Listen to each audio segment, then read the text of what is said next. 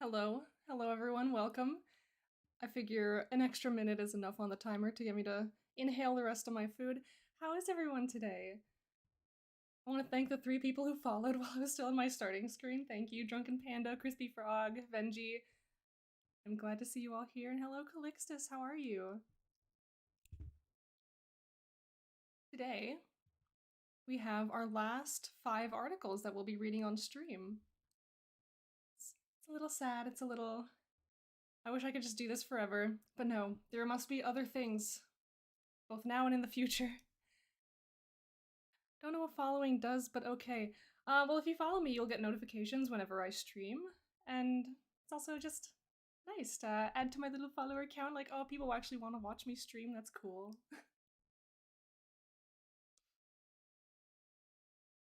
Yeah, so I'm having a good day. I started off my day by eating some delicious Japanese curry. No more line streams? No, there will be more line streams, just no more of these articles anymore. I actually have a little stream schedule. Just pulling it up from my WorldAnvil, because I posted about it the other day. This coming week, I will be streaming Tuesday and Thursday. Saturday and Sunday, I will not be home. So I will not be able to stream for you on the weekends like I usually do. So yes, Tuesday, Thursday evening, I will be here. That's 7 to 9 p.m. Eastern Time. GMT -5. For all the folks elsewhere. Yeah, I definitely want to continue streaming because this has been such a blast. Just because I'm out of WorldEmber articles to read doesn't mean that there won't be others in the future. So yes, today on our list of articles we have the Hunt Marshal's Curse by Tonaris, Surface Bones by Drunken Panda, Artenid by Zalderain, The Dark Plague by R.R. Lorecastle, and Meissner Warping Syndrome by Baron. So, we got a good lineup today. We have a lot of fun today. And it's a little bittersweet. I wish I could just read these conditions forever, but I do have to finish reading them and I do have to finish judging them by the end of this week. So yes, all good bits must come to an end. So yes, let's get started. We will start off with Tonaris' article. I know, I think this is the person who kind of showed up and blew everyone on the leaderboards just out of the water, getting likes all over the place. And that's cool. We love a bit of new competition. And you'll see me looking around right now because I've actually misplaced my tablet pen as I often do. But it's okay. We found it. It'll be important later. Yes, the Hunt Marshal's Curse. Pardon me. A raven sat on a branch atop the oak above, as did the story go, watching the poacher take down another elk. The 5th this day, skinned for its antlers and fur while the rest was allowed to lie there and rot. The tainted blood slowly seeped into the ground underneath the corpse, feeding the twisted tendrils which waited below.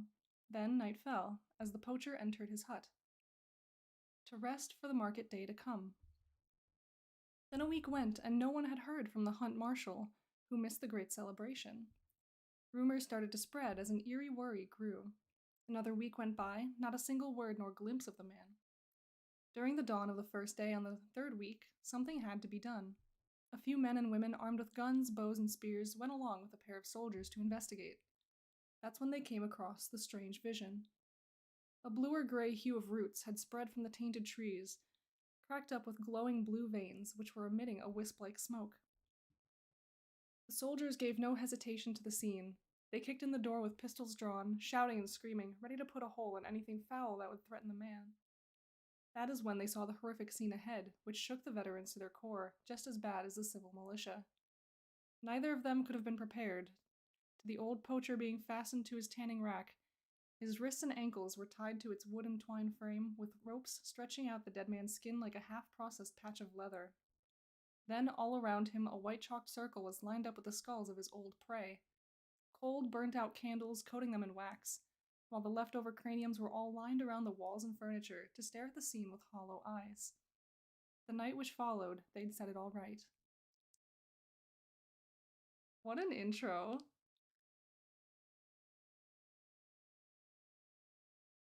Oh, this is spooky. So this sounds like it's something that happens if you waste your kills. But I haven't finished reading this, so. The taint. The curse, or condition as it's more so been called due to the Rabenstrom Institute's research into the subject, is a magically based infestation within the flora. It bases itself from a perverse eldritch engineered chlorophyll, with a light but piercing, almost icy blue hue to it.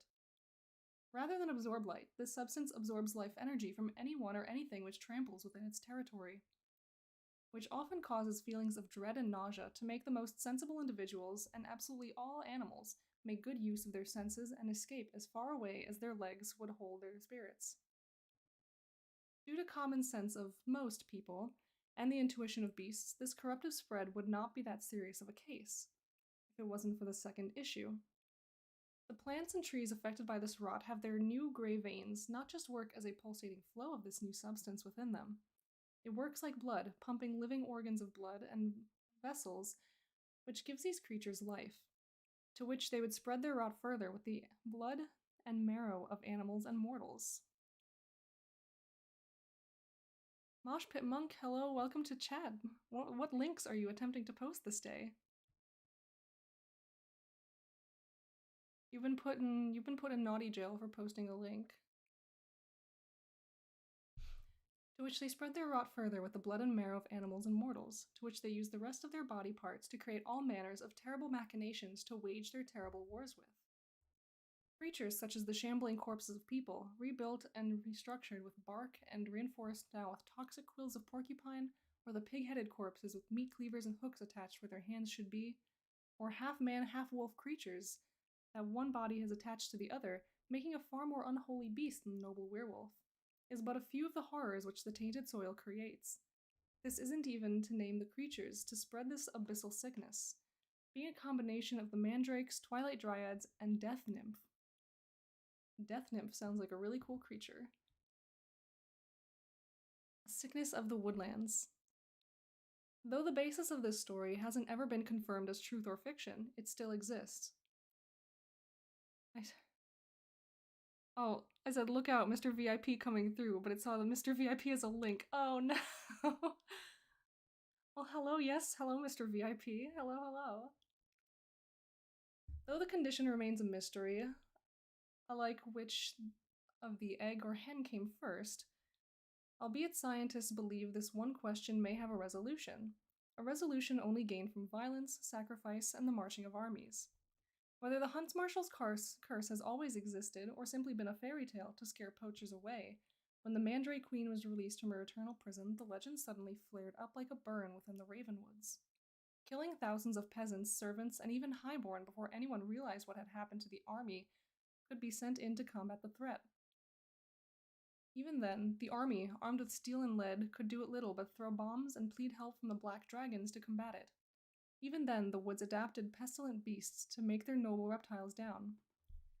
It was only with the help of Chris Rabenstrom and her institutional forces that this condition could be fought back from the Dishkari lands and the Crow's realm protected by the newly formed Raven Knights, still required to safeguard it to this day, due to the ever-growing armies that seek to subjugate the forests. Yeah, so that's really cool. It's a very brutal kind of... Just the intro quote on its own was a very brutal introduction to what this is and what could be. Yeah, I love that little narrative intro. I'd hate to be this guy. Katobopan, hello. Thank you for joining. How are you doing today?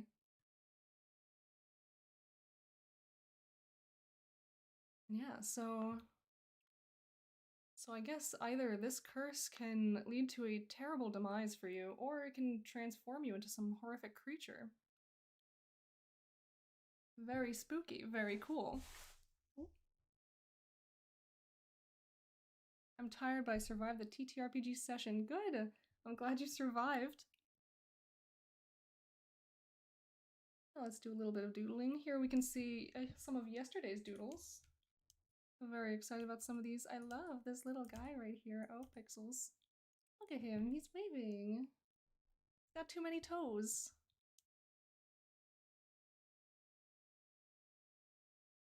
Let us set up for the...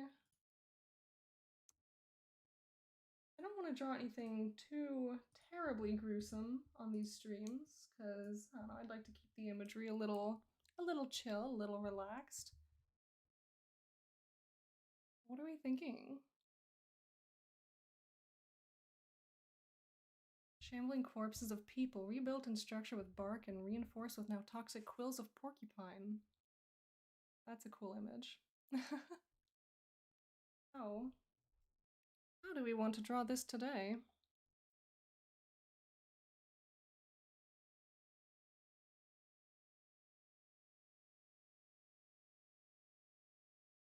If...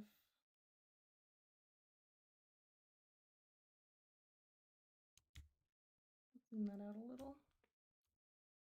But horror abominations are fun. They are so fun.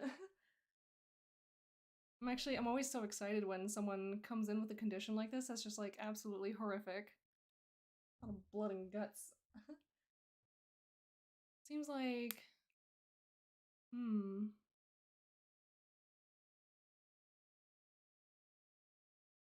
Oh, we could have some... We could have a little bit of gruesome fun today. We could maybe try to draw something inspired by the intro, where some guy is literally strung up by the hide. Like he himself was a kill. I feel like that's what do we say, gang? Do we draw another arm?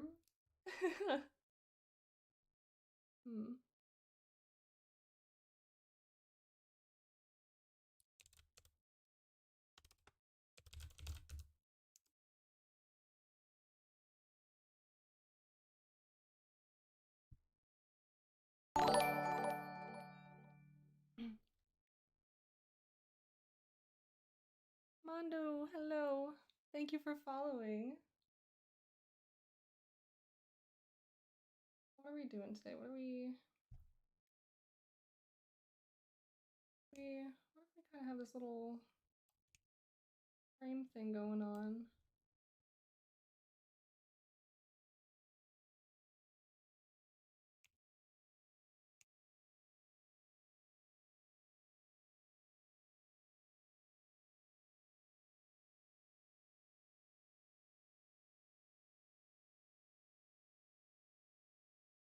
Working on my coloring page before I get back to the labels. Yeah, it sounds like so much fun. I invite everyone to come in here and just be productive with me. That's the goal, that's the dream.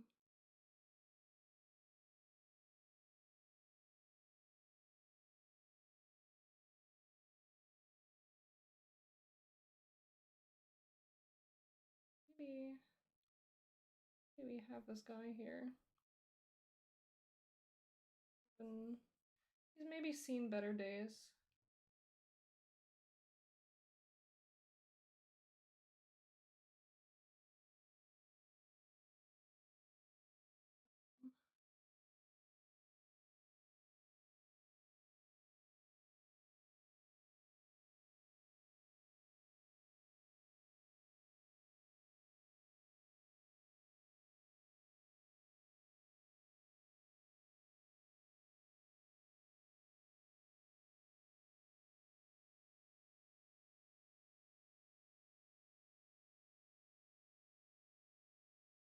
It's bad times in the forest realm, I dare say.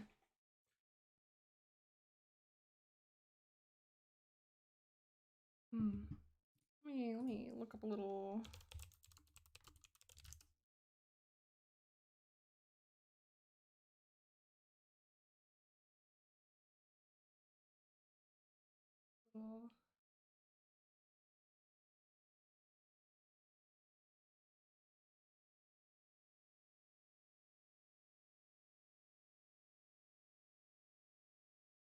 Dude's a little strung up.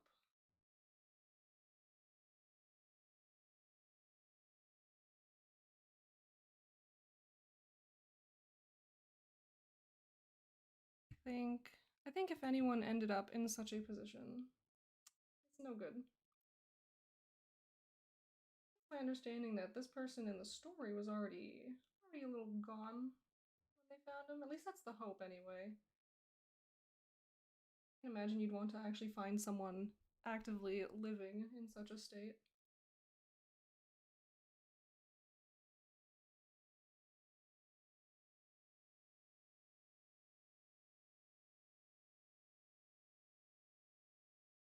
Imagine me knowing what the musculature system looks like in a person. That'd be that'd be incredible, I would say.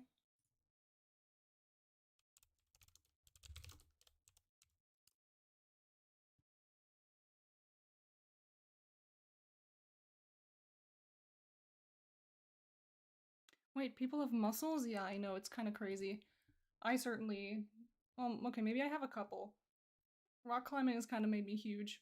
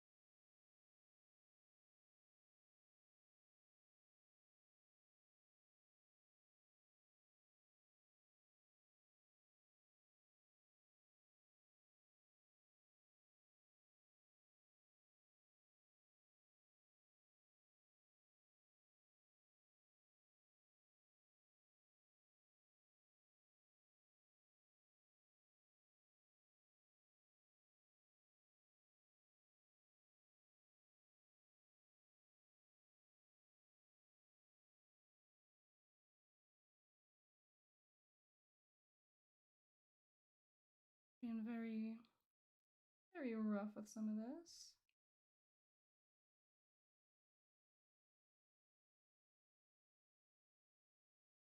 Can't be getting too terribly lost in detail.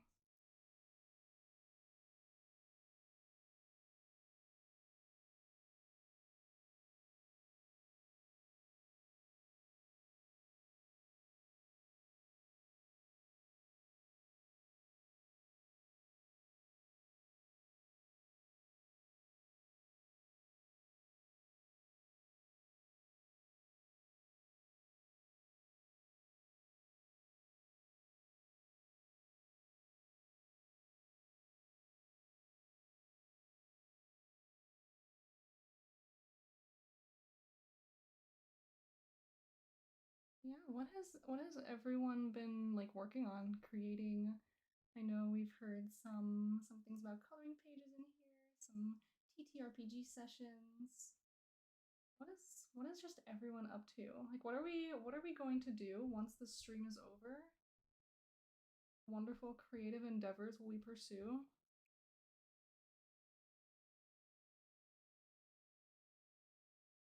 I want to know what everyone is doing and creating. Even if you're doing it right now during stream.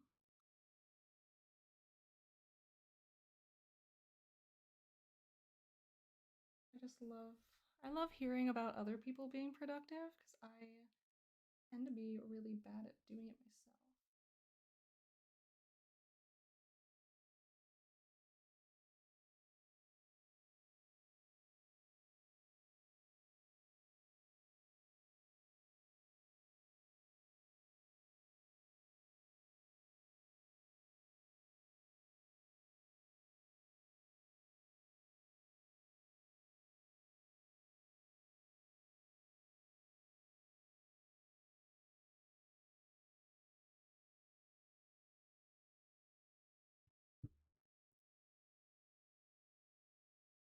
edit an article in the meta, but I'm lazy. I need to update my meta too. I started working on it sometime last week. I had like a lull during work, so I was just like, oh yeah, let's just work on this meta just a teeny little bit.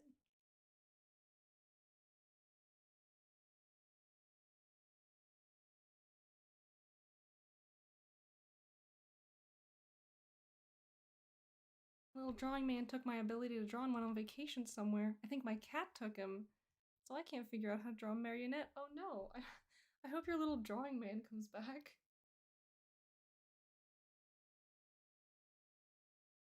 Go shake down your cat for him.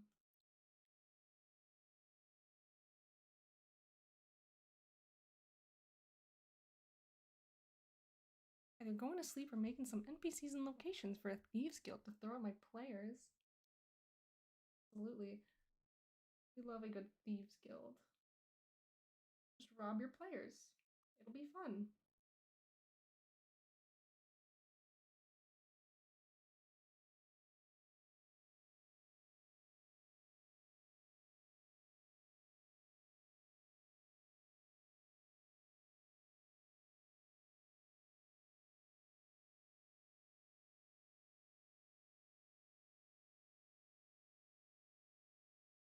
My daughter ripped the arm off mine. Oh no.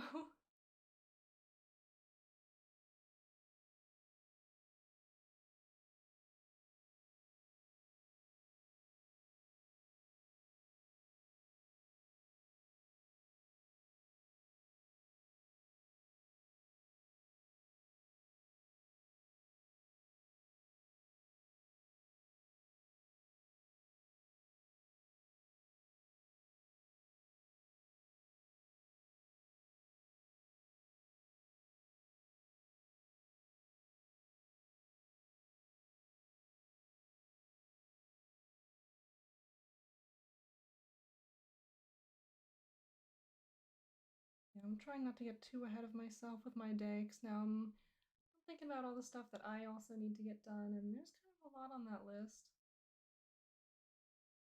But it's all good things. I'm making plans for my next couple of streams. I'm hoping that during my upcoming Tuesday and Thursday streams, I can work on some of my map pins that I'm going to be submitting for the WorldEmber awards. Not WorldEmber, World Building Awards. I'm very eager to get those done. I'm really happy with the map that I've come up with. It's not like the perfect world map. It's not going to be the ultimate resource to my world, but it's very flavorful. I'm really happy with it. I know Mr. Mosh Pit Monk has already seen it. I've shown it to a bunch of people, but you in particular, I kind of gushed about it a little.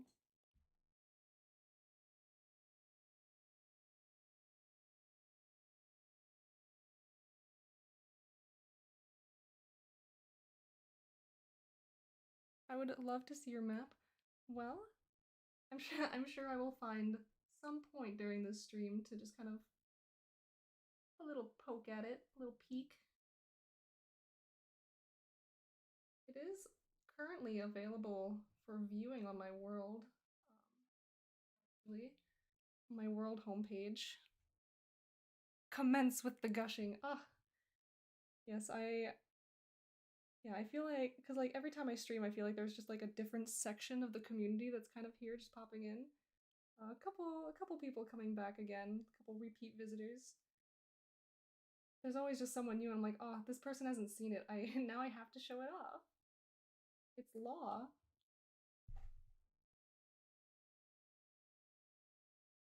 Maybe after this drawing, which is basically almost done, we will go have a peek.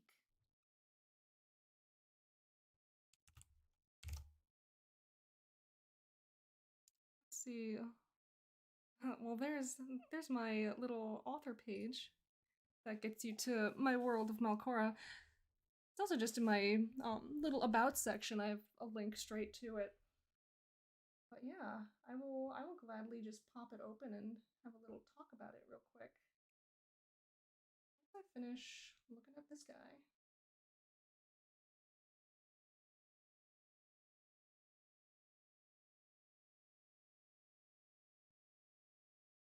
We should have like shaded this before I actually did the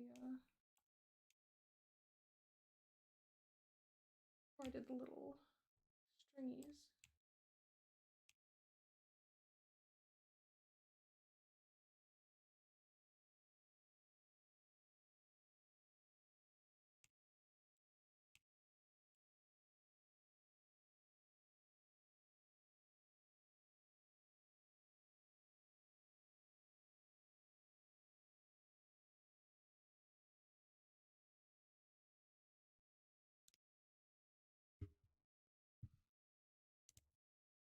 And yeah, so here we have it. We have a guy who's had a very, very less than ideal time, I would say.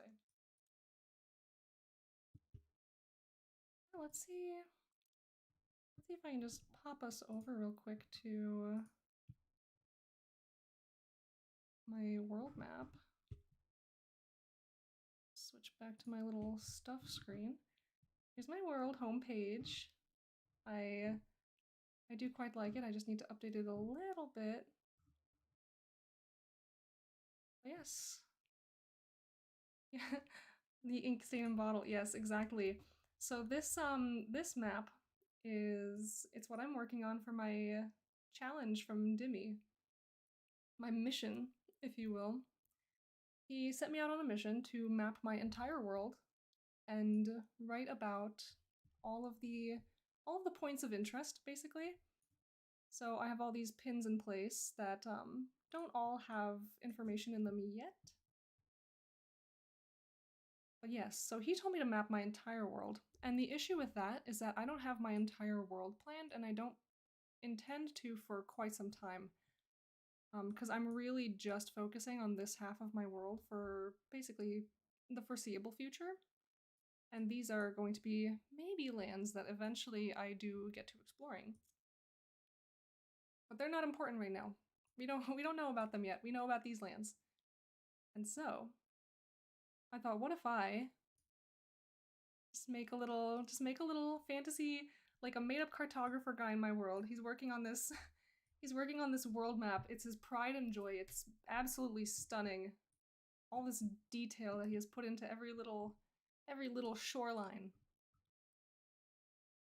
And then, if you can see it just straight off the bat, someone or something has come and ruined his work.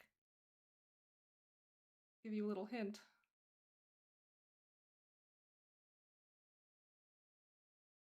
And he's left a little note. I don't know who he's writing it to, maybe to himself. Little diary entry. He just ripped it out, tossed in the ink, it's starting to bleed through the page. And thus he says, "Yet another painstakingly hand-drawn map of the world destroyed at the careless paws of this stubborn little creature. With the price of ink, I start to wonder if this line of work is worth the heartbreak. Gods know I won't forsake my dear companion, however destructive."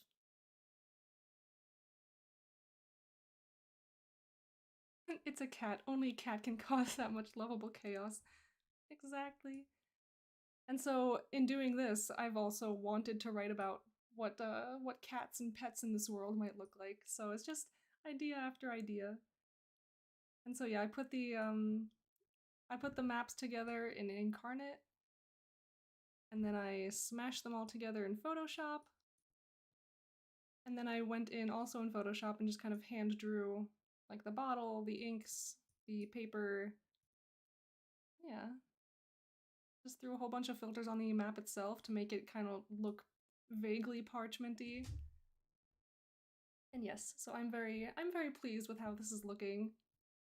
And I hope to actually finish it and get some of these pins filled out. Like I have a couple here, like there's an article linked to this pin.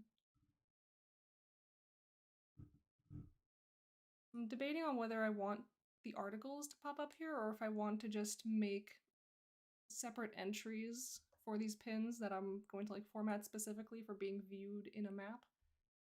Because yeah, the CSS doesn't exactly work in these maps that I'm aware of. I think it's just going to be like this, so I'd probably want to format it to appeal to this like default view. Oh, if anyone can tell me if there's a way to CSS maps, that'd be cool, but I don't know how that works. They do, it just takes a bit of finagling. Oh, great. Yeah, I love that.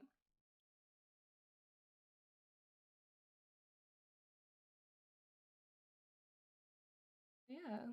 The link to my world is down below my little about section. So if you want to look at this map yourself, of course it's not finished yet, or the map itself is finished. If you just want to look at it visually, you're more than welcome to. But all the pins are my task for the coming week. So yeah. Oh. No one yelled at me either about the article that I was reading. So here's the link to that article. We're gonna pretend like I didn't forget about it. Let's be honest, Kato, Storm didn't do CSS, he did black magic. Yeah, we had during yesterday's stream we had a whole discussion about how CSS gods are just dark wizards doing black magic, and they do all kinds of crazy things. I could only dream of becoming a CSS black magic wizard.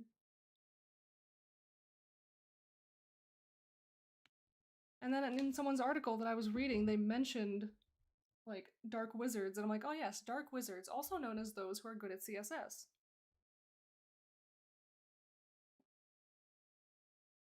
Yeah, I have spent so much time just working on the CSS for my world, and all of it's basically just visuals. There's no wacky widgets or anything like that. Like, I don't even know how people get into that, but it's so cool. I'll get into it one day when I have time. But for now, what we have time for is Surface Bones by Drunken Panda, which is wonderful.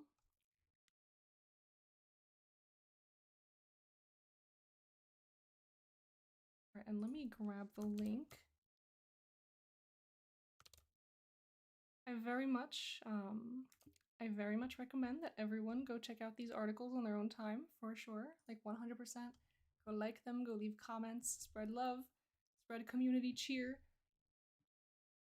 Because I think every single person who submits an article to anything, to any competition, deserves a little bit of spotlight and a little bit of love, or a lot of both. A little bit of spotlight, a lot of bit of love.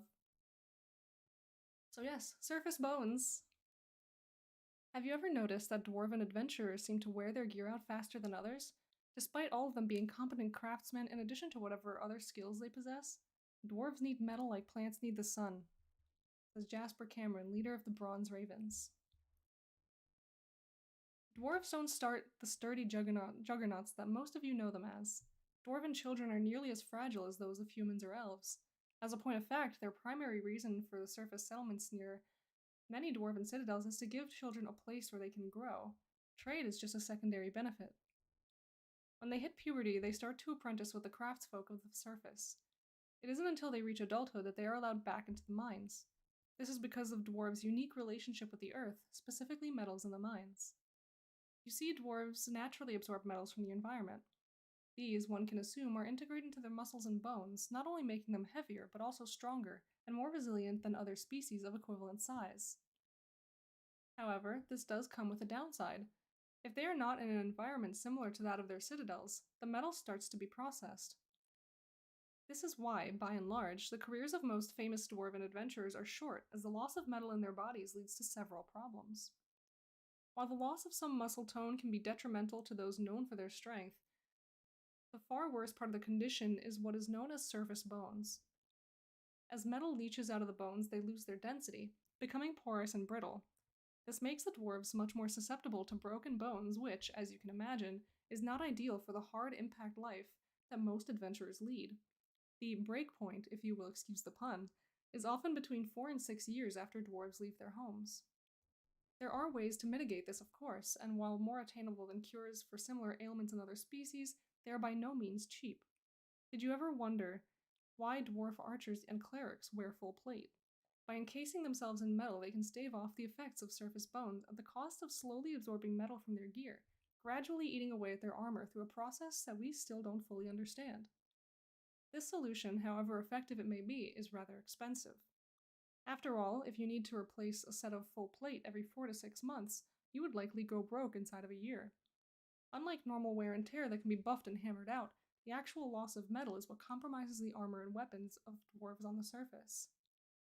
It is worth noting that dwarves spend their entire lives on the surface, seem not to suffer from this condition to the extremes of those that live underground.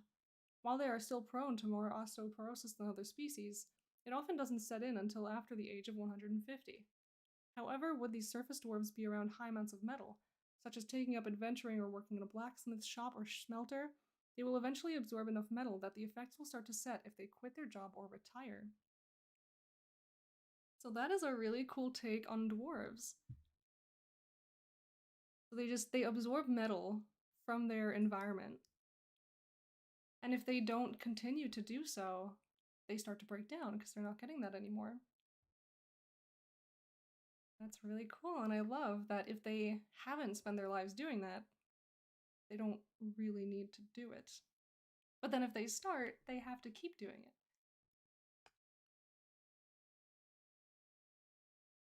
Very neat.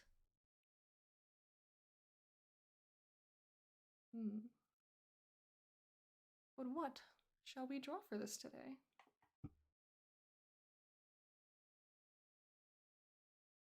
Let us prep our canvas.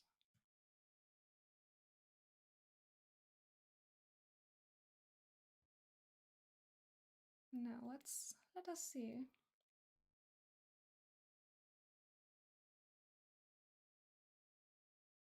I had fun coming up with stuff from dwarves in my world over WorldEmber. Yeah, I mean this is definitely like a super fun idea.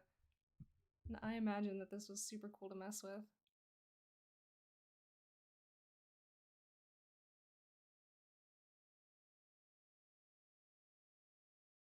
Yeah, dwarves at like any stage of their life is not usually something in fantasy that we see described as fragile. And so knowing that dwarves in your world can be quite fragile, depending on how they're living their lives, is pretty cool. It's pretty different.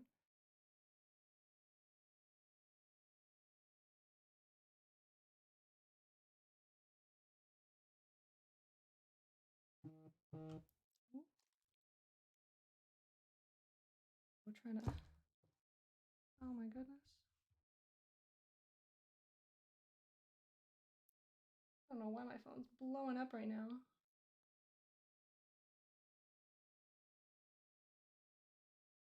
Okay.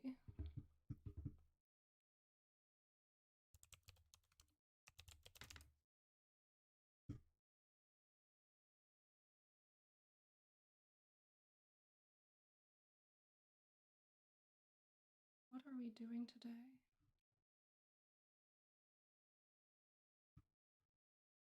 I'm thinking about maybe some armor that's kind of deteriorating, maybe even the representation of bones breaking. Be a very interesting look. Metal it's wearing away.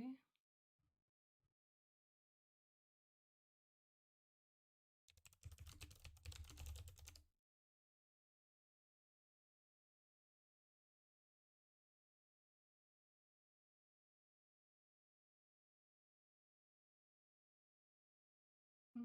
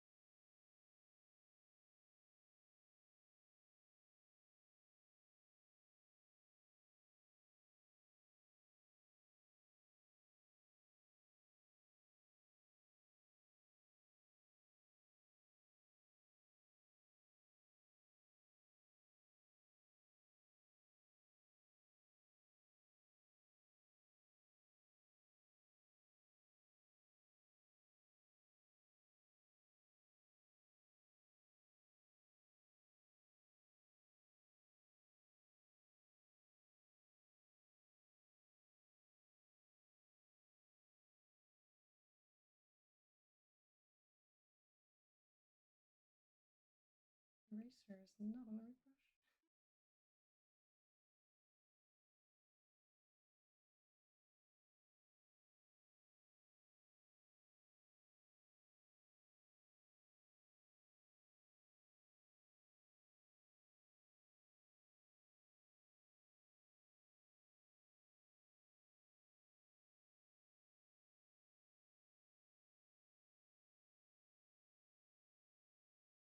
Just been a very long time since I've actually gotten to draw any kind of like armor or anything, so cool.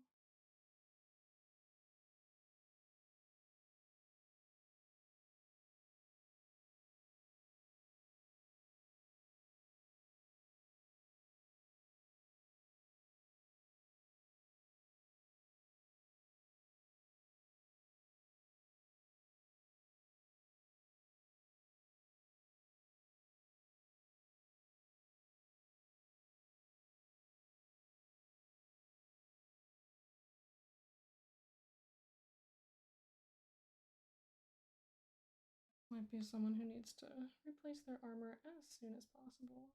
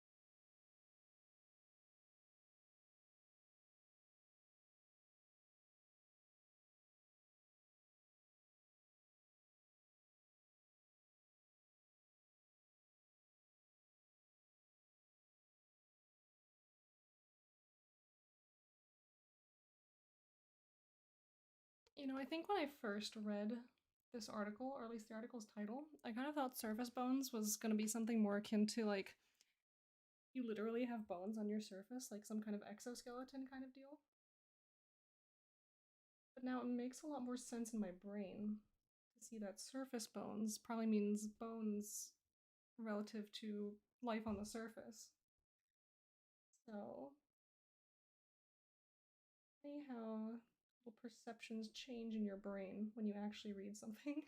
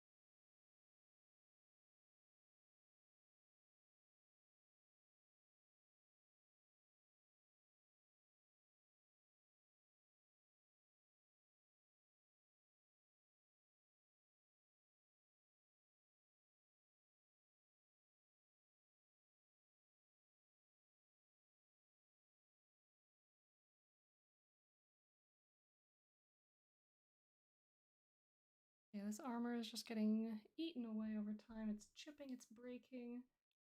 You know that whoever's wearing this armor right now needs to go make some repairs, or needs to go just get a replacement set already. It's like it's about that time.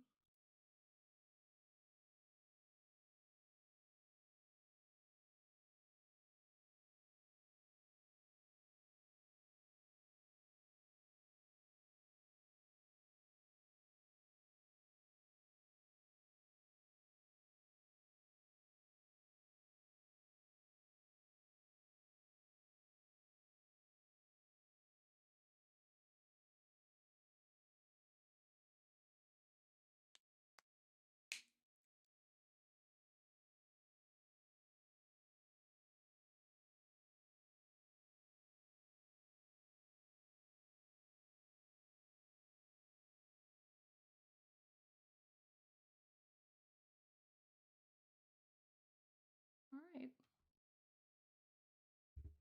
I think we will wrap this one up here. We will move on to our next one.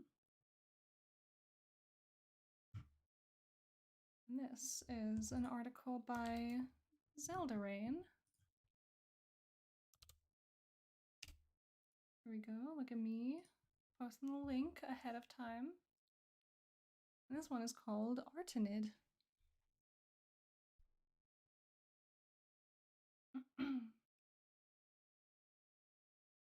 Children born are expected to be a foraging of parents. Respectively, the child is presumed to be a new being void of knowledge and without feeling of right or wrong. But on occasion, a child is born that contradicts that claim. As though a candle wick has been relit, the child gains its bearing. This phenomenon has been called Artenid, or eyes reflection. Artenid is not something that is predicted or even expected. For many, it is more a blight on the parents. But the condition is far more complicated than simply the behavior of a gifted child. For the child afflicted with Artenid, there appears to be a push and pull. The children may look themselves in the mirror and be shocked at what they see. There are records of children aged 3 who cry when they look in the mirror, stare for hours at the image, and constantly probe their faces. The child afflicted with Artenid typically settles after some time, the phenomena associated with the condition seemingly removed. This led some to consider Artenid as simply the incoherence between personality of the child and image thereof. More radical assumptions believe correctly that it is the conflict between a new sovereign soul and a lost sovereign, a restored life, that had been forced into a single parallel, or body. While it is not known what causes this, the fact that the condition diminishes over time suggests that the inheritor, the new soul, or the delegate visitor cannot co-inhabit a single system. Toblepon, thank you for joining. I hope your headache feels better, and I hope you finish that homework. Thank you so much for stopping by. The current working theory for Artenid is that lost memories have been implanted in an adolescent. This may have occurred serendipitously, but eventually those memories erode or are simply refused. While death is not typical of Artenid, some have noted the dour sentimentality of those with the condition. The depression may last years, resulting in a lack of appetite, muteness, and spontaneous outbursts. Only a handful of subjects have been able to relate accounts of their experiences, noting that they remember believing that the person in the mirror was wrong, or it felt like my whole body was fighting with me or something else inside me. These suggest very real evidence that supports the theory of two entities, one fitting conventional thoughts about a new child, and one seemingly having previously passed. What is unclear is how the body determines which will remain. Artenid is a false tethering of two sovereign souls into one single parallel. While the essence used to construct a parallel will typically stem from the parents, tethers may occasionally interfere, resulting in the capturing of deceased individuals into the newborn. Thus, the newborn will inhabit the parallel with the other being. Through the cohabitation, memories, feelings, and/or other behaviors may be imprinted on the newborn. In time, the newborn body rejects the deceased, and the deceased is relegated to the wandering. However, the newborn may struggle with their identity, discriminating between new and past memories, or even understanding and speaking languages. So this is I really like the idea of this one. It is a new person, a new soul being born, but it's trying to co-inhabit with someone, a soul who has already passed. So they're just kind of meshing together in this one body. And imagine what it would be like if you passed away and you found yourself in the body of a child. Like a brand new, you have been born, reborn, but the body's not yours. Like there's someone in there with you, and theoretically they may have a better claim on it than you do. That is a very cool supernatural condition.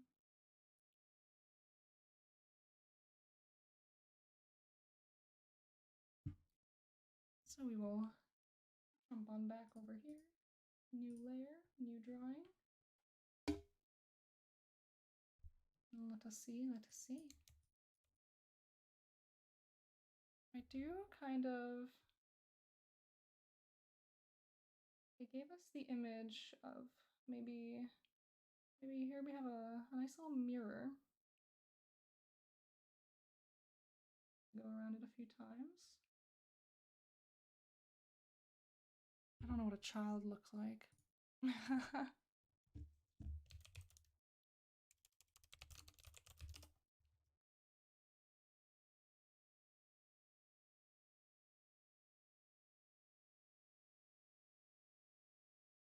Let us see.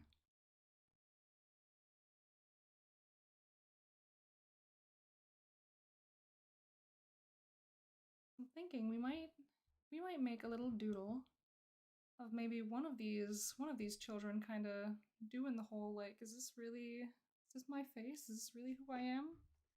Like, this don't feel right.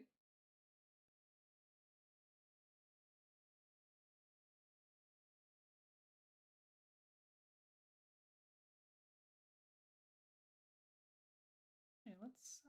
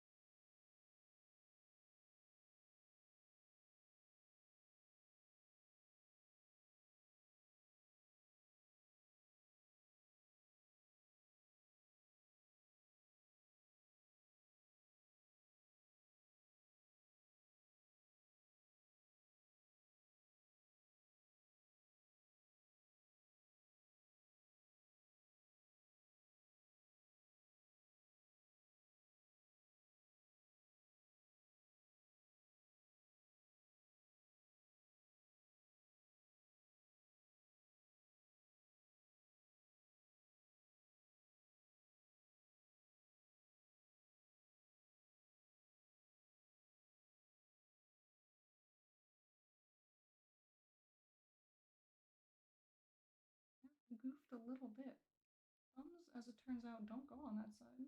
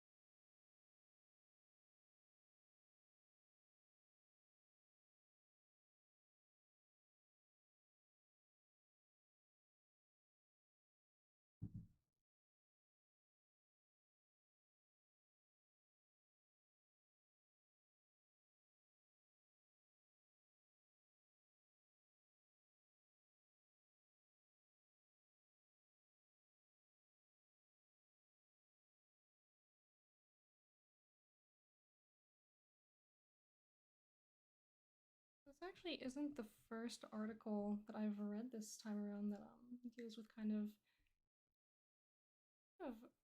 cruel afflictions that children can be born with. This one doesn't seem quite as serious, or at least not quite as harmful. Though it does seem quite serious if it's permitted to just kind of go festering. I think the other one was about crippling loneliness. I imagine that as a child that can be a very difficult thing to deal with. It's like they never quite grow out of feeling that way.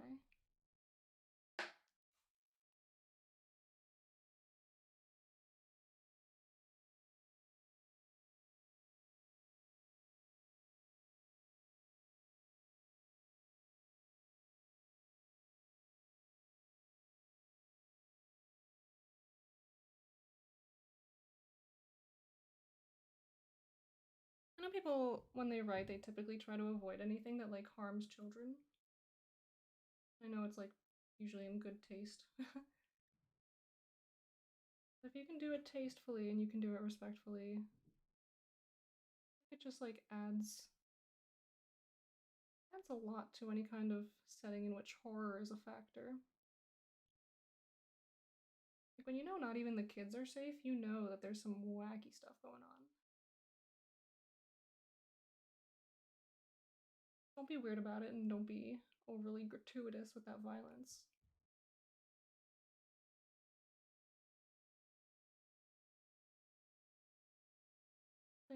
Something time and place, you know what I mean?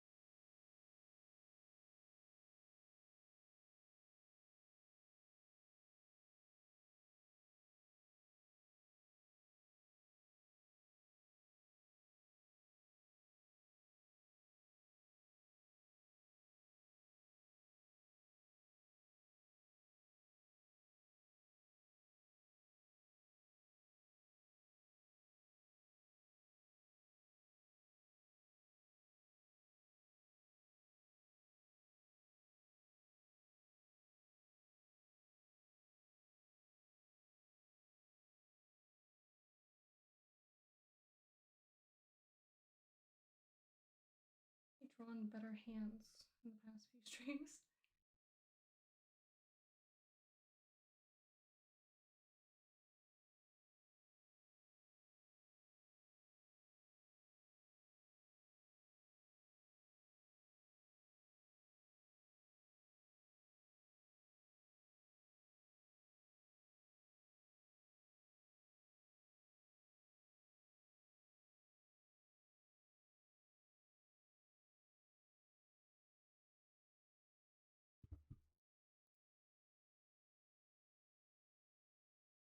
Very lumpy looking child.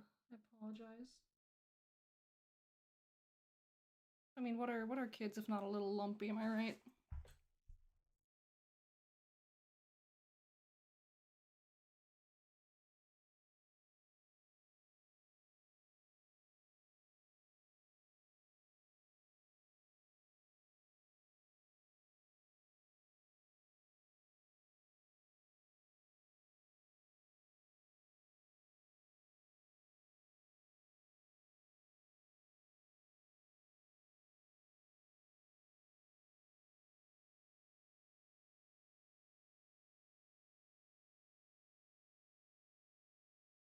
I feel as though I may be sitting like a shrimp at the moment. Just posture check. You know, maybe when I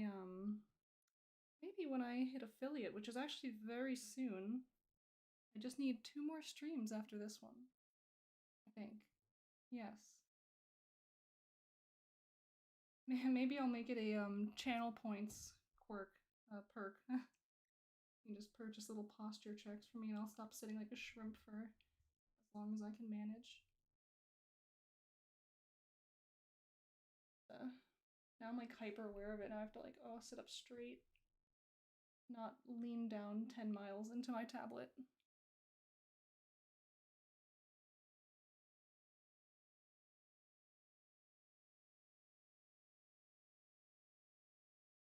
It's just so comfy. I know it's bad for me.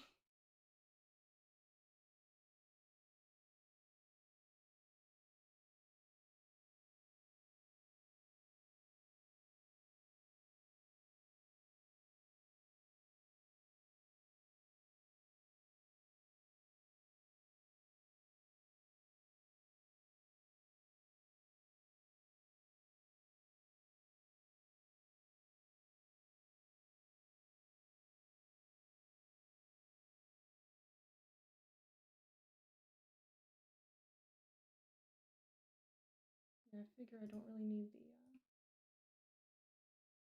really need the back of her head to be in such focus, you know what I'm saying? Just kind of do something more like that.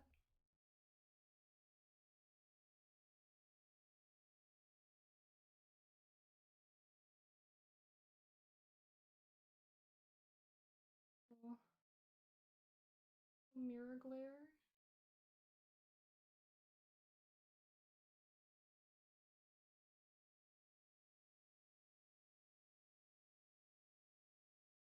Maybe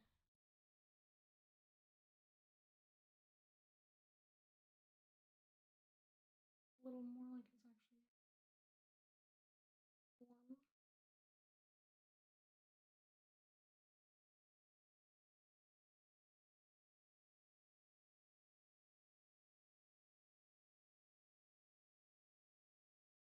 So how do we feel about this one?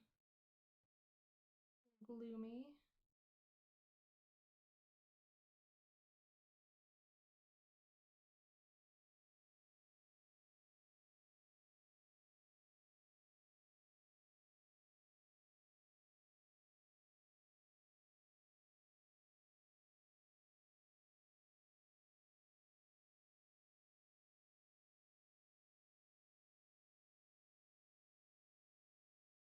Yeah, here we go. A child who is very, very perplexed by what they're seeing in the mirror. They're not very happy about it. Maybe it just doesn't quite feel right.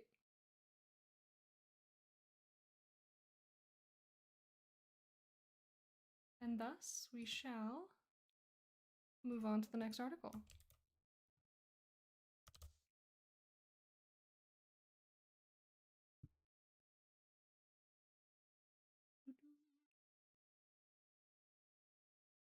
On to the Dark Plague.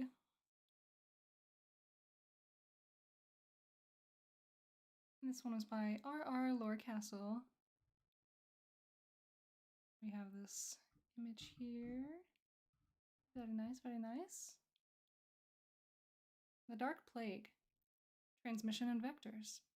The Dark Plague seems to be mostly airborne, which makes sense considering the people that it evolved to kill, though it did seem to be able to spread through close contact with another person. As far as could be seen, there seemed to be no stage of the infection where a patient was no longer contagious, so heavy quarantine became the norm.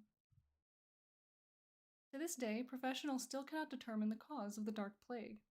That's the most terrifying aspect of it, especially since sky dwellers are relatively immune to most sicknesses, occasionally contracting a cold or bad flu. The most they can theorize is that a virus simply adapted faster than their immune cells, and they don't know if it can happen again. The virus lay dormant for probably a decade or so before, most likely, a temperature change triggered its release. Alright, I'm like stumbling all over my words right now. Of course, staying away from infected people was one of the most effective things that could be done to stop the spread. Celebrations and gatherings were stopped and person-to-person interaction became as limited as possible. Apart from that, people pretty much dressed in different shades of orange year-round and decorated their houses orange as well, which they believed would ward off bad luck. Health became the primary concern, and rest, exercise, and good nutrition, already a habit, were prioritized.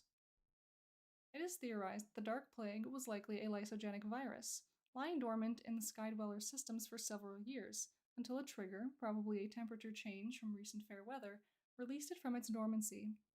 The first person to contract the Dark Plague was most likely an ordinary worker, a farmer. From there, it spread rapidly through the farming industry. The scramble to prevent the spread and ensuing panic only led to more cases, and the loss of work and workers resulted in a lack of food, which only drove people to crime, which spread the plague even further. These are dark times, very dark times. I'm beginning to wonder if we will ever make it out. And if we do, will we ever be the same again? I fear we may not. From the Journal of a Resident of the Sky. The Dark Plague was the single most destructive virus in the sky, and the only one that got to run its full course. The famine that followed and the war for food was estimated to have wiped out over half the sky's population, probably more. In the generation afterward, the first monitors were sent to the ground dweller world to study medicine. Though most modern medicine was just emerging on the ground, the monitors that were sent down had an acute intuitive sense for which paths of treatment and study were best to learn from. Their study provided key insights into the prevention of the spread of the ailment, which in turn unified the Sky Cities. The Dark Plague is perhaps the single most significant historical event in Sky Dweller history, and the chain reaction that threw into effect all of the events that would go on to shape Sky Dweller life.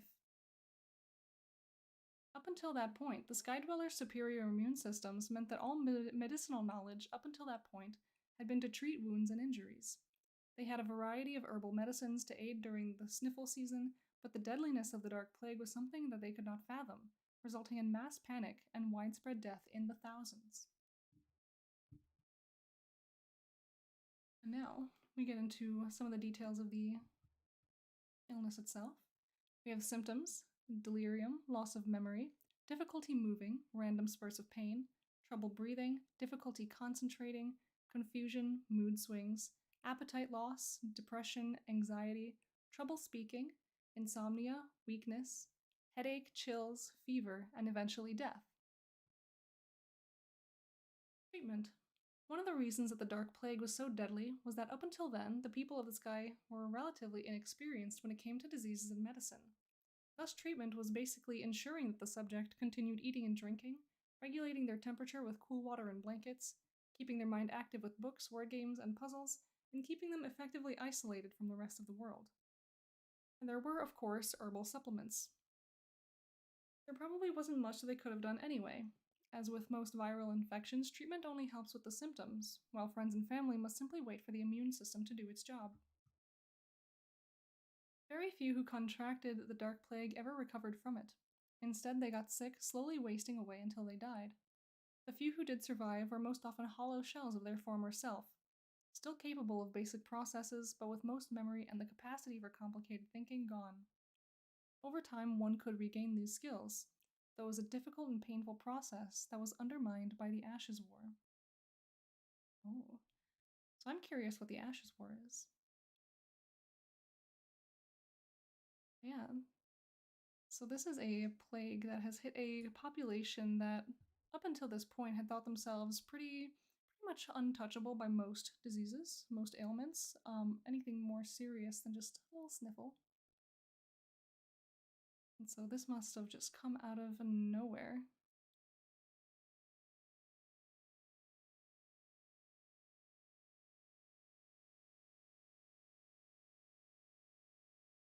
And so now, what are we thinking of this art-wise? Trying to think of what kind of visual are we getting from this particular article?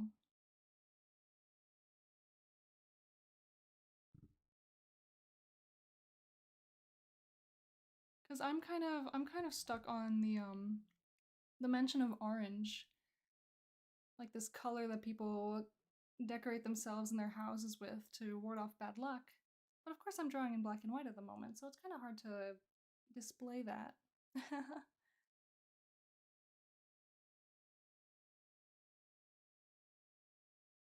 Of course, I still could draw someone, maybe someone's home, someone's door that has been decorated in a way that might protect them from bad luck. I do quite like that idea. What do you guys think?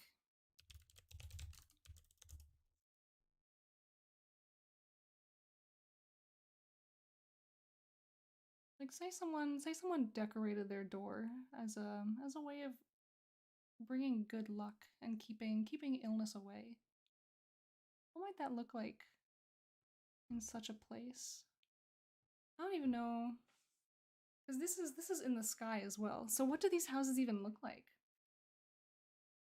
I'm curious. I know this is a person who was not going to be able to tune into stream, so I'm kind of just throwing these questions out into the wind for myself. We gotta add orange and feathers. Oh, yes, well, my assumption is that these the sky dwellers, are they bird people? Are they actually? Oh, let's see. Let's check out the sky dwellers homepage, where humans and dragons live alongside each other. Okay, so it's not bird people, probably. It's humans and dragons. Oh, I love these category buttons, these books. What if it's orange for the sun? Ooh. Then dragon scales. Welcome to the sky. Sky dweller buildings are trees. Okay, that's that's exactly the kind of information I was just scanning around for. So they live in trees.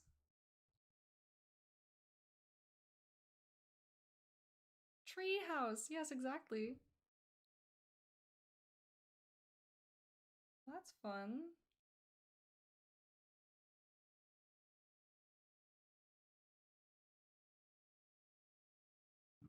All right, so we kind of have more ideas now floating around. We got tree houses, we got humans and dragons. Welcome to the world of the sky dwellers, where humans and dragons live alongside each other in the sky, as you might have guessed. Oh, and they have the ability to walk on clouds. That's cool. So it's kind of like a whole cloud world, and they live in trees. Very neat. How do we want to start this? Oh, that's the eraser button.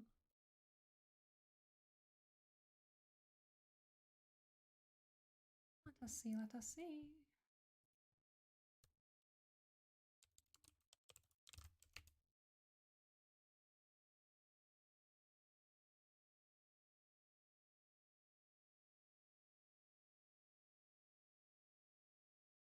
Am I still on the, yeah, I am.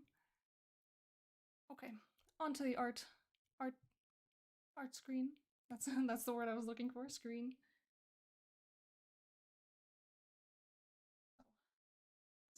Let us see.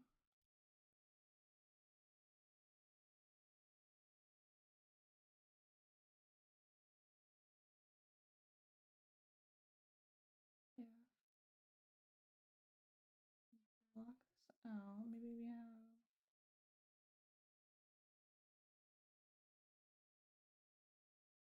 Want something like. Do we want like an actual. Do we want like a treehouse, or do we want them to be living like within trees? I don't know.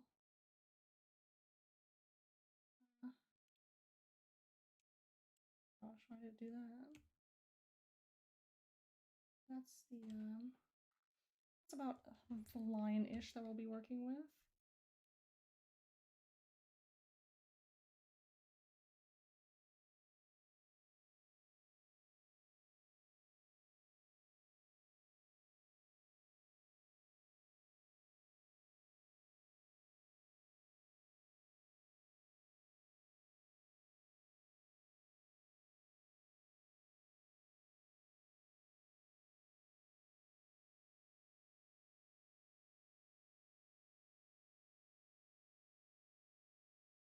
Massive tree, and maybe there's like a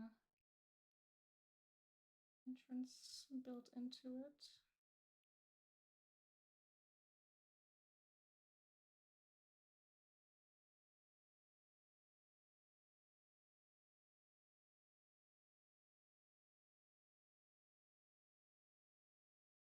Tea house.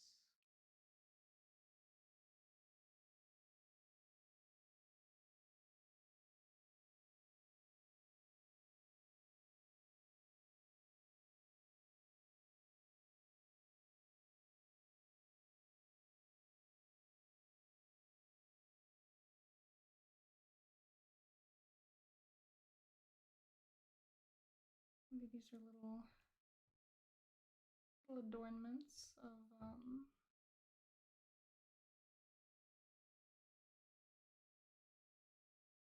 little dragon scale.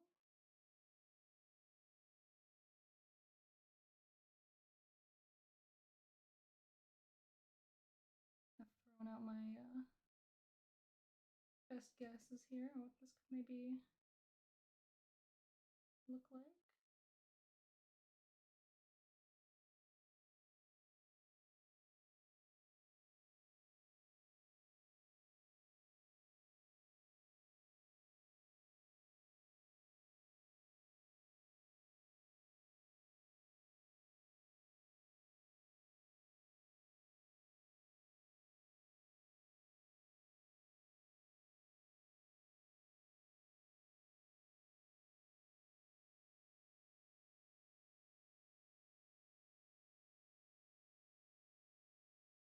Some cloth draping around here.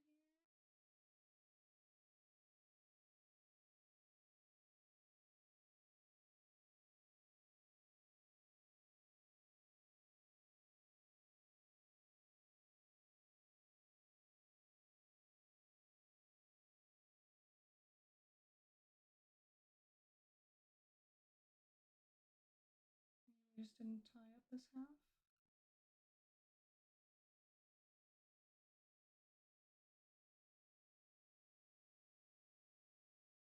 Pretend that so much of this is orange. You may see this image again in the future with more orange.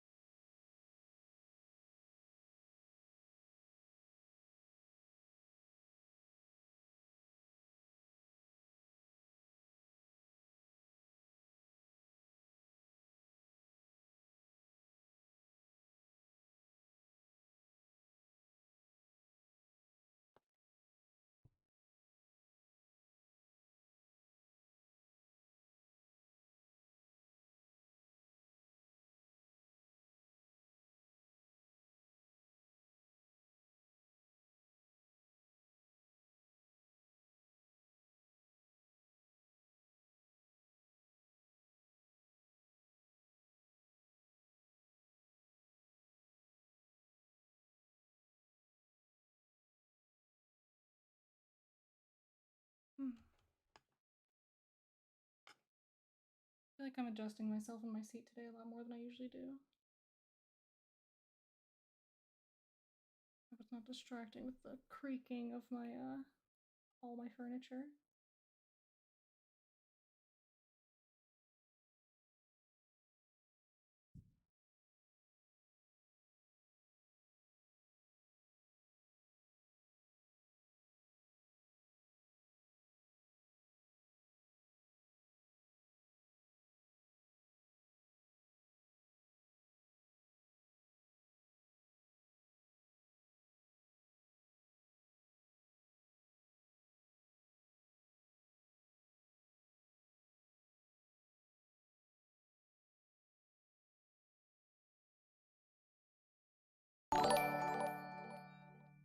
Who has come?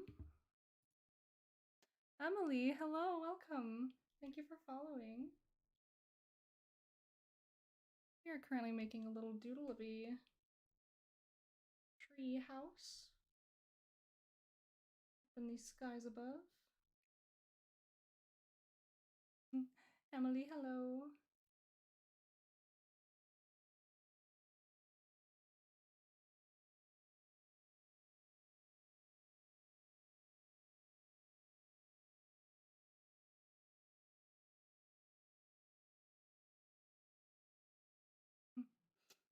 Emily, I actually read your article yesterday, I believe. Very lovely. Completely forgot you were reading my article yesterday. I saw you in my notifications tonight, remembered. It's quite alright. If you are interested, the VOD is available if you want to watch that at some point. You finished watching the replay? Oh my gosh, you're already ahead of me.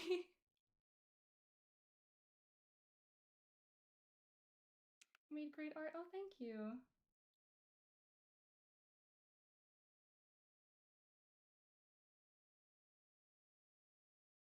I'm really glad that everyone I read for has at least enjoyed the little doodles that I've come up with for their articles.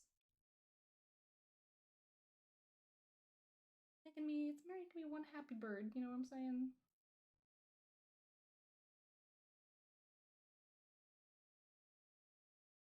Of your black and white technique. Oh, thank you. I'm thinking I might at some point color these in. Make them a little bit more detailed, a little fancier, if you will.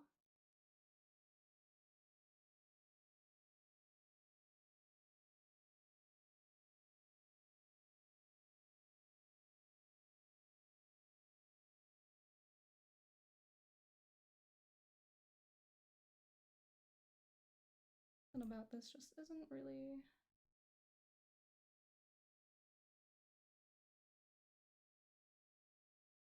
vibing with me, you know?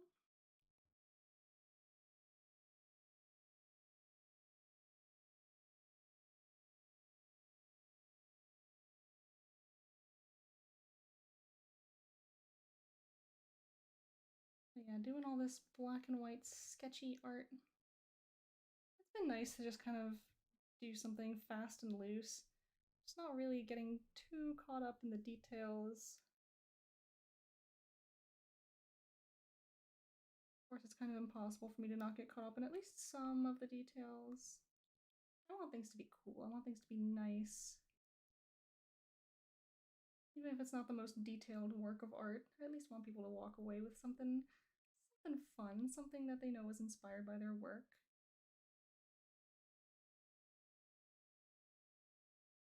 Of course, I don't know everyone's work so perfectly that I can just come up with the perfect thing to write, to draw about. Like, who knows if this is even what the tree houses look like in this person's world, but very possible. I always admire seemingly simplistic styles and how they're horrendously complicated to replicate. Oh my gosh, yes. I often wish that I had like a simpler art style, but then I start trying to draw something simple. I'm like, oh no, I can't. I have to add this little detail. I have to do this and that. No, it doesn't. It just doesn't work for me. It's a curse. I have to make things look like really fit the detail. It's all about the details.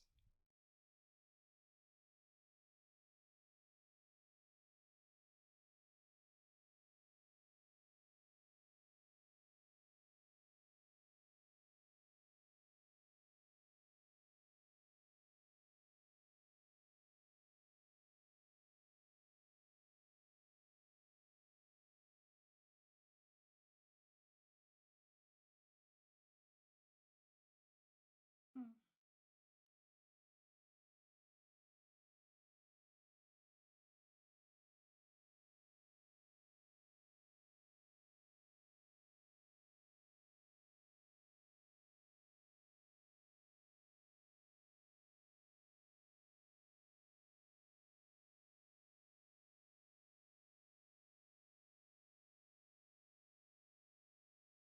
Like, I really envy artists that have like these perfect art styles that are like quick and easy to draw for comics and things.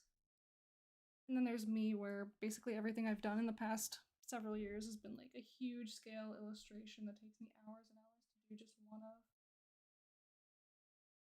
Ah, how life could be so simple if I just learned how to draw really good stick figures. Could have been so different.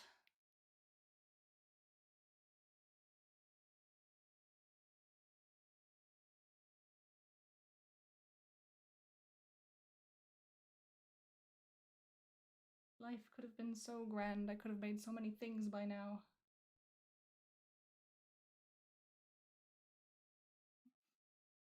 The sketchy look you have going on. Oh, thank you. Well, I'm glad you guys like it at least. I also like it. It's just not the kind of work that I'm usually putting out.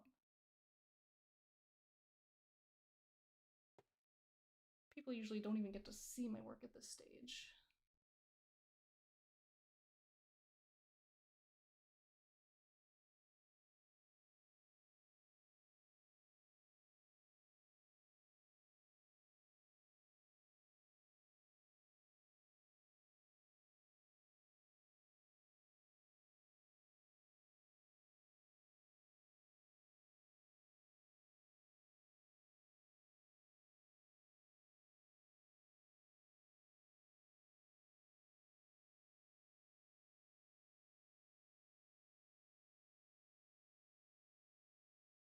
Thanks for the article, Reed. Wonderful job on the art today. Oh, you're off to bed. Okay, have a good night. Thank you so much for tuning in. Thanks for letting me read your article. Hope you have a wonderful one.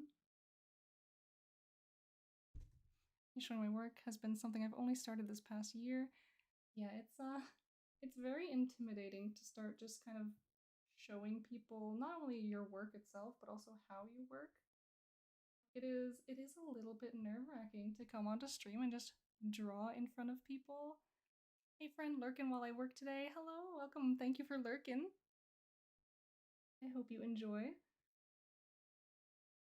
We still have...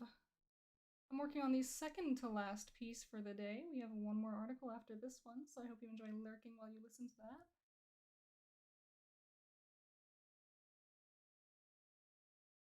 Yeah, showing your work, showing your process, especially.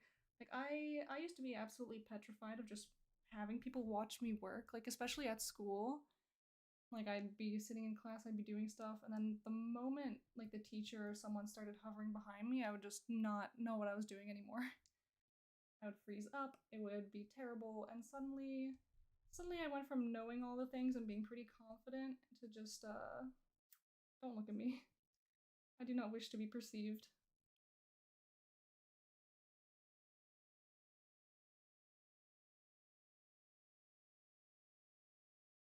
And that is on anxiety.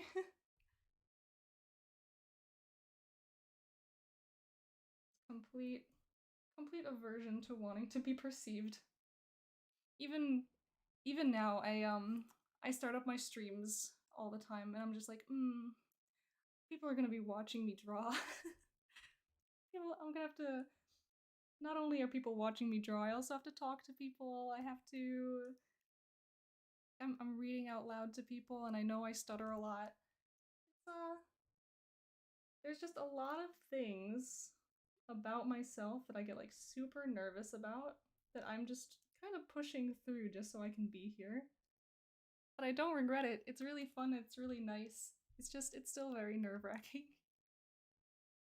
It's one of those things I wonder, like, am I gonna get used to it eventually and it's just gonna not be a problem anymore? Or is it just like a every single time kind of deal? Ooh, I almost fell. Well.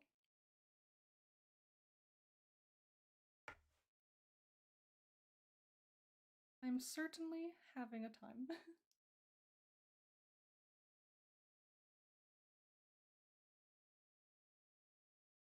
Something about this just still don't seem quite right. A little bit more of this.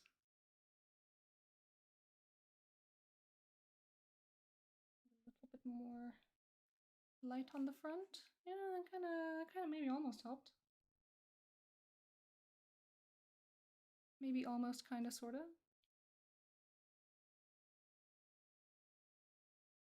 It's tough to decide sometimes.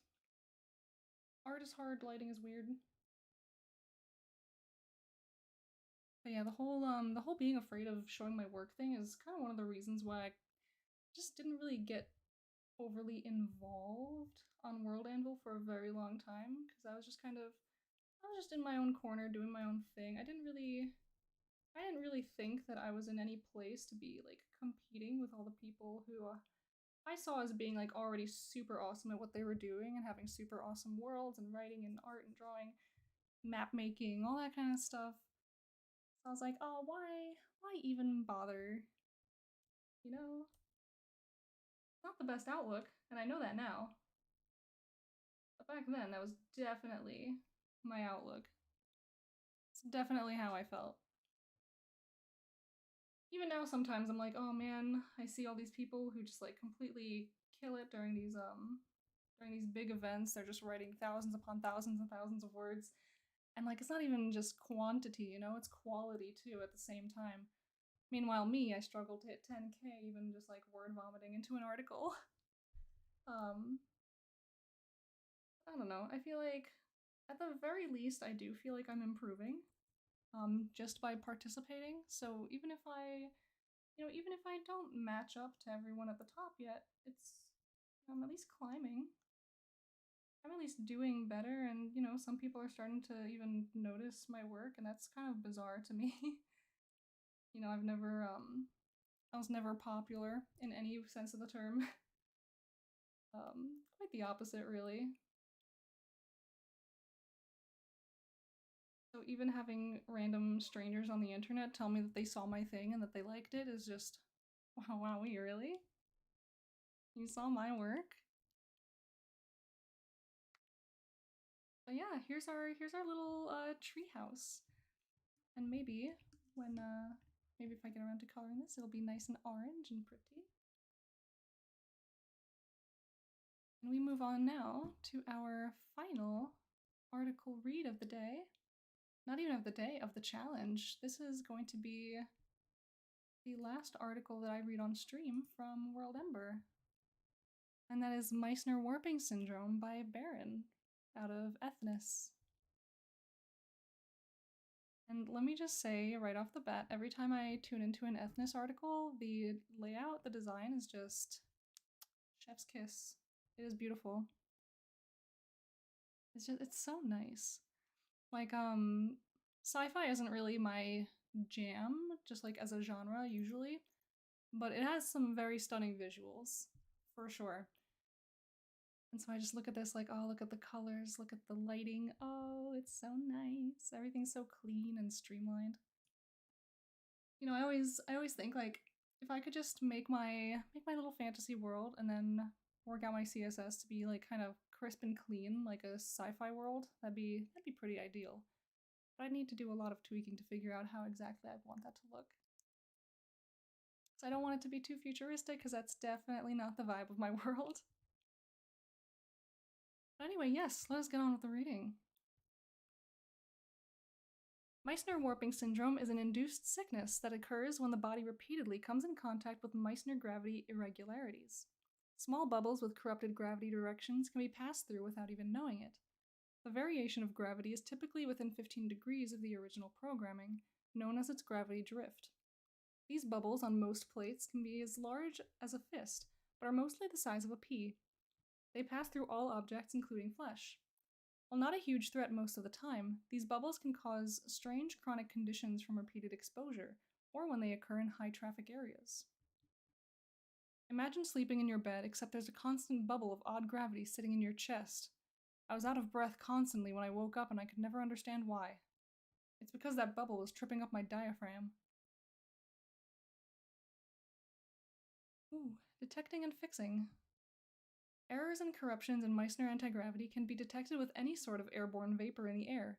Many ships have the ability to release mist into the hull. While the function is primarily for climate control, releasing a fog will allow the eye to see any odd fluctuations in gravity. Fixing a Meissner corruption is much harder of a task.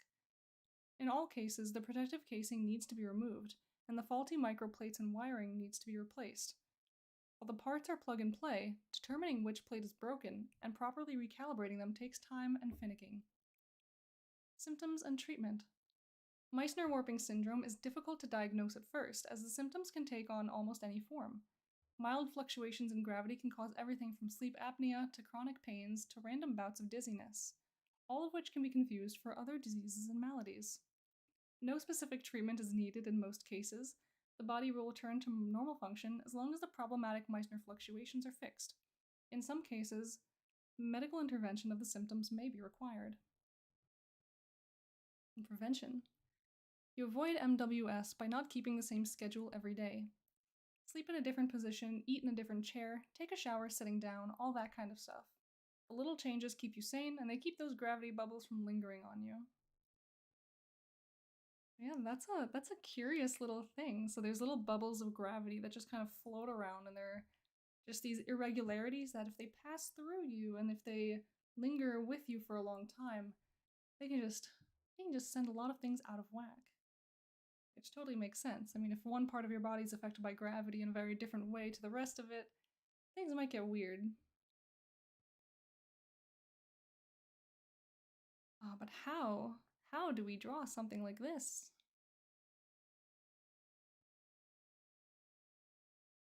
What shall we do here?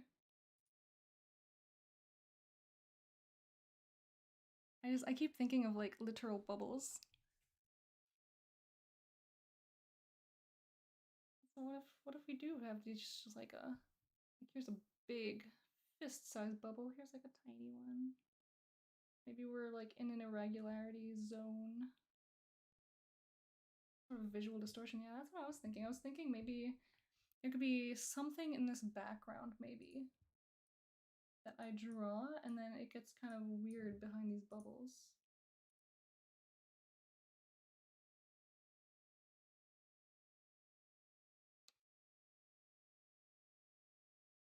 Maybe...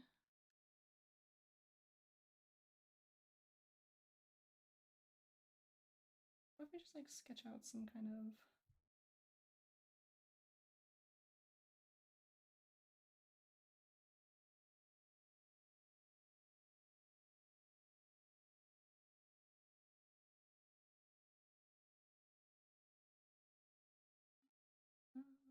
okay.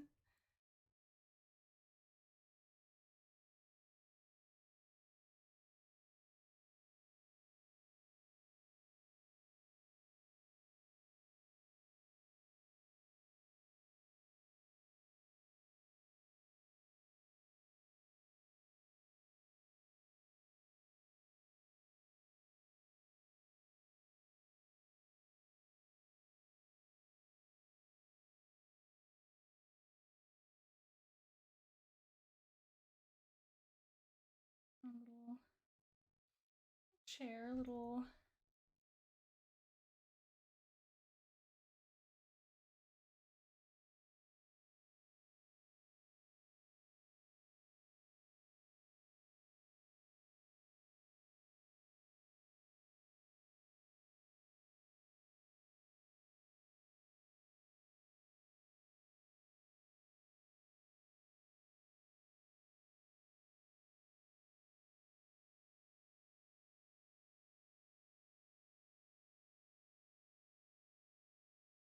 now work.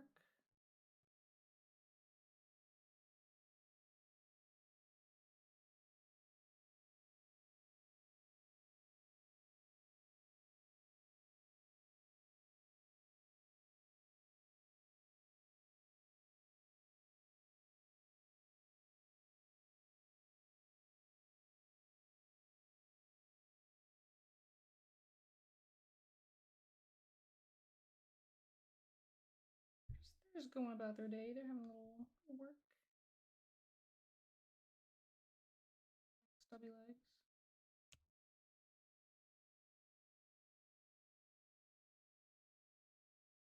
Maybe. Some bubble.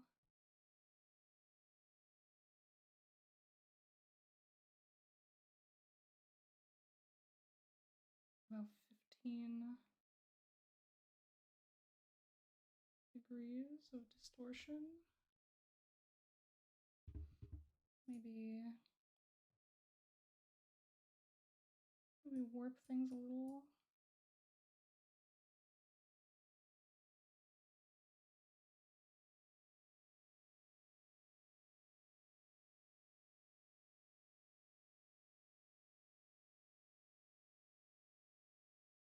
Emphasize that bubble shape a little.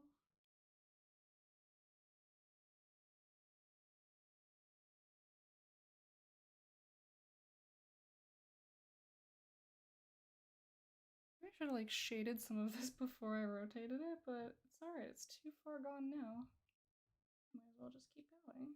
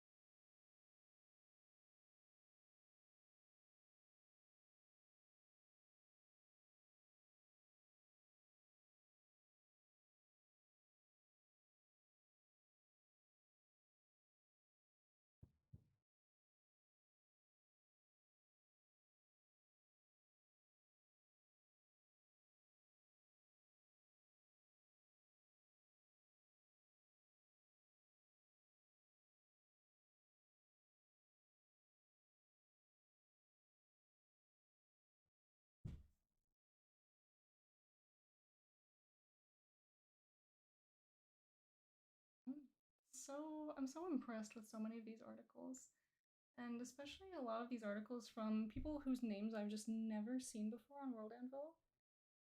Really cool to see all the hidden gems that just kind of exist that maybe people don't really know about because they don't come on and share their work with maybe the Discord. Like a couple of these articles, I did have to like comment on people's articles to see if I could get their permission to read them on stream rather than reaching out on Discord because I couldn't find them on Discord. Like either I didn't know who they were, maybe they have a different name set. Yeah, I would love to see more of these people just kind of like hanging around with the community, chatting and sharing.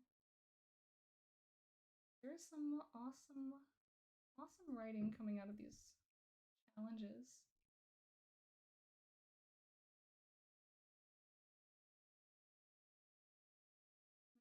I know even like myself included, we just kind of pop out of the woodwork out of nowhere to participate in challenges and then disappear for the rest of the year. I'm trying not to do that so much this year. I'm trying to like actually hang out and participate and like be an actual member of the community more often than just summer camp and WorldEmber. That's kind of been my life for the past several years. I'll just tune in for the challenges, I'll get super hype, and I'll tell myself, yeah, I'm gonna do this like year round, and then I don't. But I would very much like to change that. I'd like to be more present. I'd like to do more writing and more working. Be very happy.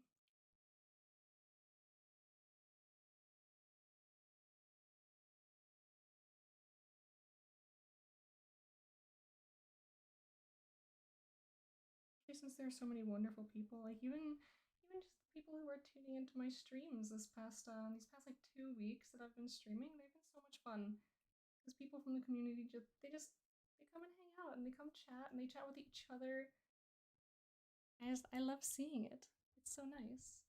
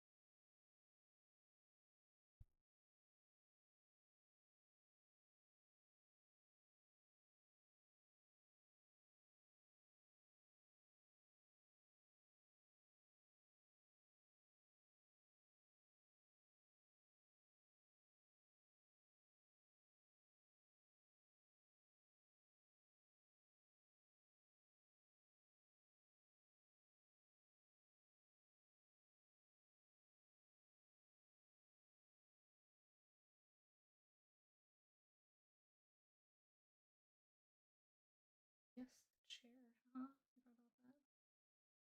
This thing poking out here.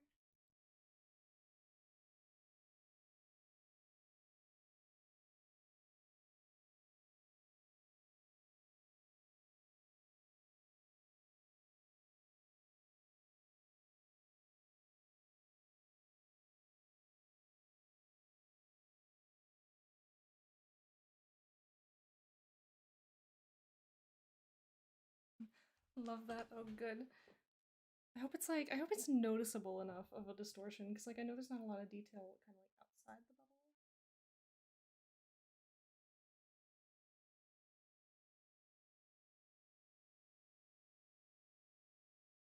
I am also not quite the expert in making gravitational distortions. So I imagine it may not be my best subject.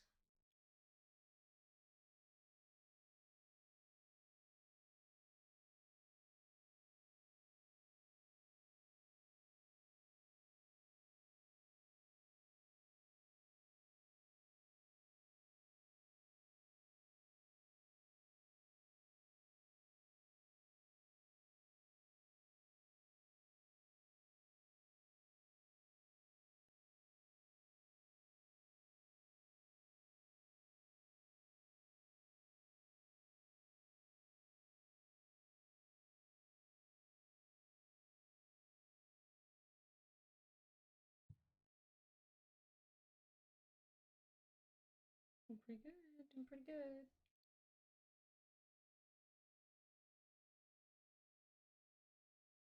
Please.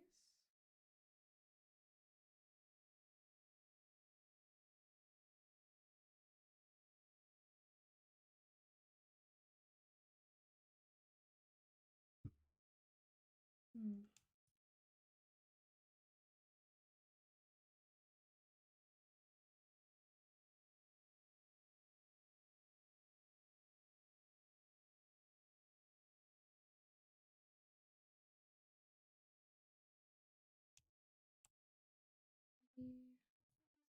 Exist, just maybe not quite there.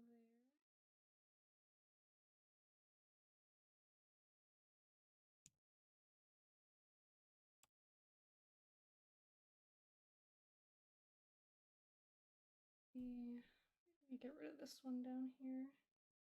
All distracting from the lower ground.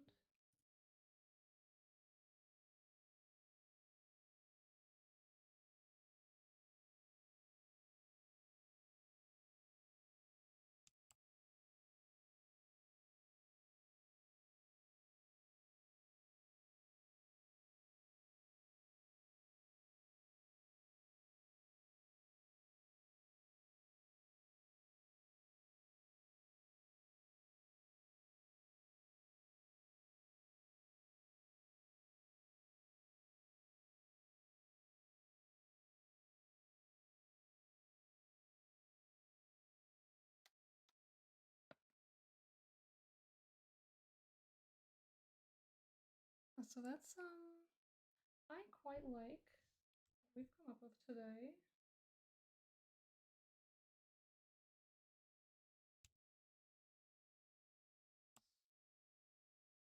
More bubble here.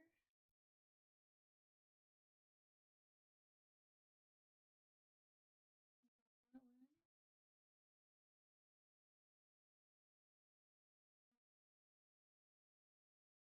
More little bubble.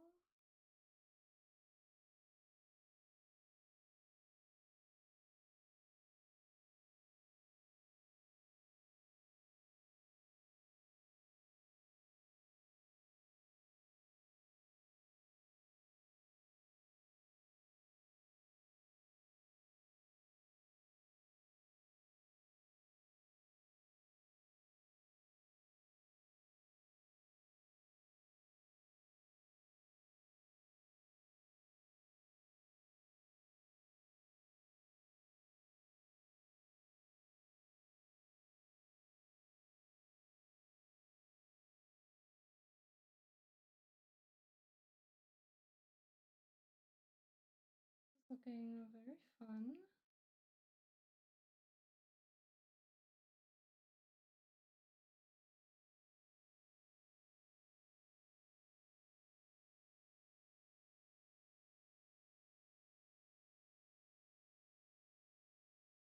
Jaunty tune to finish off the stream today.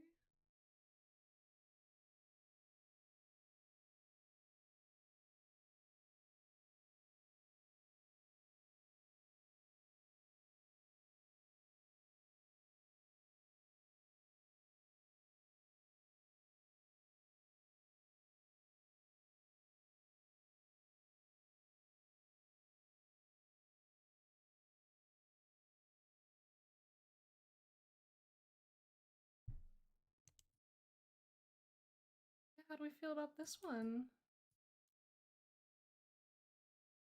I dare say that this one may be finished.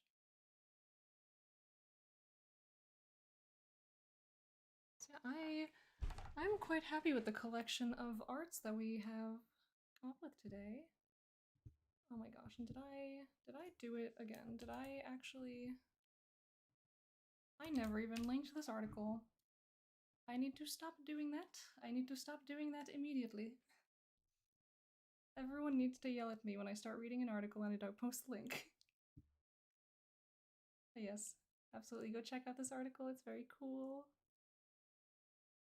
And yeah, I think maybe we could do a little recap of all the arts that we've made today. Where did we start today? We started off with this guy. Very unfortunate, very unhappy, from Tanaris' article, The Hunt Marshal's Curse. We have this wasting away, crumbling armor being worn by a dwarf who may be affected by surface bones, as written by Drunken Panda. We have this child gazing at her face in the mirror, not quite recognizing or liking what she sees, perhaps because she is not alone within her own body. And that is Artenid by Zalderain.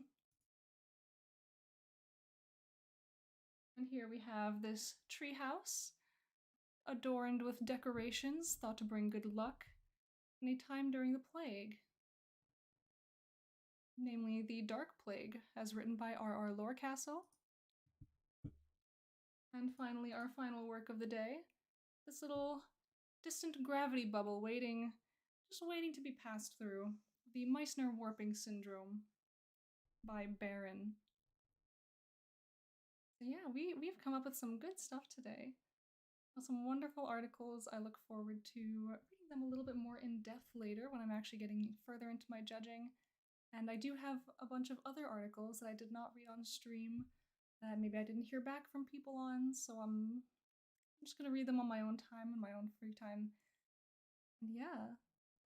So I'm very glad that so many of you have on and off tuned in to listen to these article reads and watch me draw about them. It has been so much fun. And yes, if you do want to come by again in the future, again I will be streaming again on Tuesday and Thursday of this week at 7 p.m. Eastern Time. I encourage you to follow me on social media if you want to just see general updates about my life and things that I'm working on. I'm trying to be a little bit more active on them, so I do encourage that. And if you are someone watching who don't know what WorldAnvil is, I definitely recommend you check it out. I have like all of my links, all of my everything in the about section below. Yeah, just go check out whatever you like. I also have a Discord server. It's where I post like basically every update that I have. And yeah, I'm hoping to get a couple people chattering away in there. But I think now, since we are attempting to kind of wrap up stream for the day, we are going to look for someone that we can go raid. Doesn't that sound like fun? So I'm looking again, and again I see only one person on my follow list who is actually streaming at this moment. But that person happens to be another member of the WorldAnvil community, and so I'm thinking it might be a very fun, very cool idea to try and go raid them. And that is Sunny Bird Boy.